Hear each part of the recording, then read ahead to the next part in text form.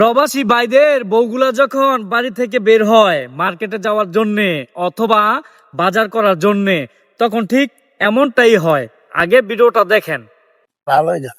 কি গো ভাই, আপনারা কি কিছু জানতে চান? অনেকক্ষণ ধরে দেখতাছি আপনারা ফলো করতেছেন। বাড়ি কোনো আমার বাড়িতে কি করবেন?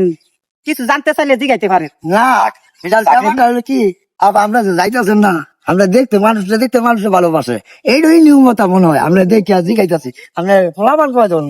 শুনেন, সমস্যা নাই।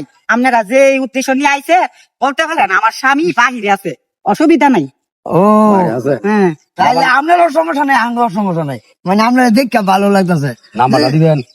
তাই ঠিক আছে, নেন, অসুবিধা নাই। বলেন, নাম্বারটা তুলে দেন। নাম্বারটা ওরাই দিতাম। ঠিক আছে, নেন, অসুবিধা নাই। এটা তো কইতে পারেন, তো অনেকক্ষণ ধরে তো ফলো করতেছেন। আচ্ছা, একজন লইলে দুজনে ভাই।